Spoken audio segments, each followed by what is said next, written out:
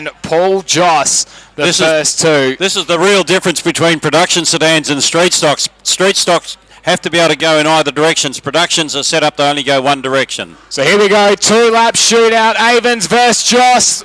Winner progresses, loser gets parked. The street stock pole shuffle is underway. It's going to be Avens with the nose in front. Joss tries to fight back into turn number 1. Avens shuts the door in the 31. Falcons are race down the back straight. But how about the legs from the 69 Commodore? He's going to poke the nose down the inside. They're side by side for the opening lap of the pole shuffle. The white flag is out. Joss with the nose in front. Avens tries to fight back on the outside. They're still side by side as they go into turn number 1. They bash door panels with Avens getting the run on the outside. Avens now hits the front. So Avens will lead into turn number 3. He shuts the door on Paul Joss, who's going to have one final lunge. It's far from over as Avens runs a little bit wide. Drag race to the line. It's going to be Avens who will progress. Paul Joss will start from position number 6 in tonight's feature.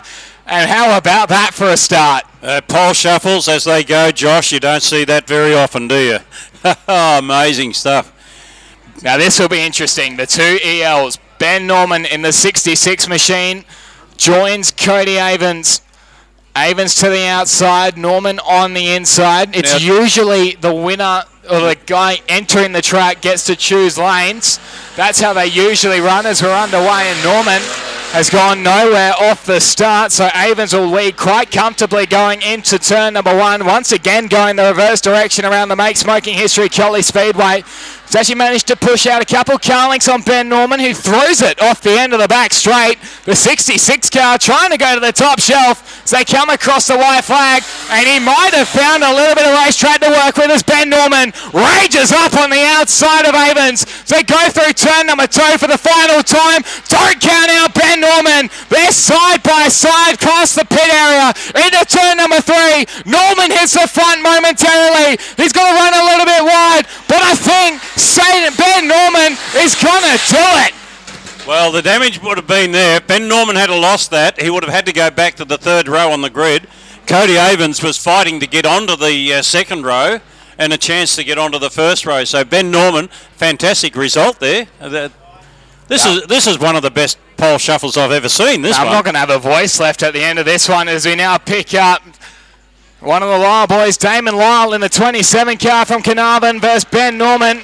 Lyle's gone for the outside lane. He's forced the Prestige Fiberglass entry to the inside. Once again, they're side by side, but the outside run that we saw work so effectively for Norman is going to hold strong for Damon Lyle as he runs down the back straight in car number 27. Norman is going to try and make his presence felt here as they come across the white flag. There's one more lap to run in this installment of the pole shuffle with Lyle out in front. Norman goes super deep into turn number 1. Can't quite do it that time around as they run down the back straight past the pits for the final time. Car number 27 just needs to hold his own. Norman's going to have one final lunge. Gives him a little bit of a touch going through turn number 3. But it will be Damon Lyle who will hold on.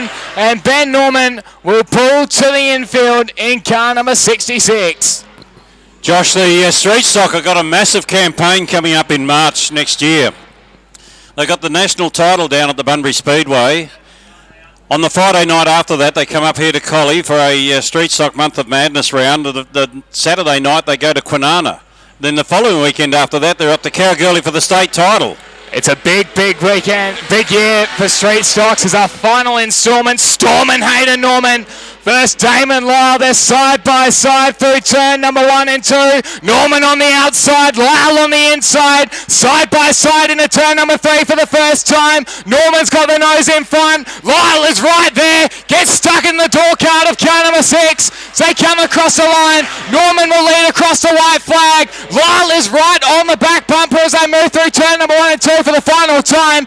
But car number 6 has put a car link between himself and Lyle. So race down the back straight and into turn number 3. It's Mormon from Lyle, and I think that's the way they're going to do it. So they come out of turn number 4. Hayden Norman will progress. Damon Lyle will go to the infield, and Norman will face off against one of our locals, Ethan Genev, in car number 4. Well, Ethan Genev can't be denied. He's finished third in a couple of state titles, third to 2 Eastern States drivers at Allenbrook after blowing an engine in a pole shuffle I think it was a pole shuffle they had back then. He blew an engine, they put a new engine in, and he got up and finished third. Let's see how he goes. The two FGs, the FGX versus the FG of Geneva and Norman. They get stuck into each other going into turn number one for that first time, but Norman has the nose in front. Geneva tries to get the switch back on the inside, which he does. Car number 4 draws level going into turn number 3, so they've now done a switcheroo with Norman on the outside, and Geneva's got the nose in front, but Norman's got the momentum on the outside. Norman hits the front as they come past the white flag. Geneva throws it in again. They're side by side through turn number 2, but the momentum will help car number 6. Norman hits the front, puts a Collie between himself and Geneva, who's going to have one final lunge into turn number 3.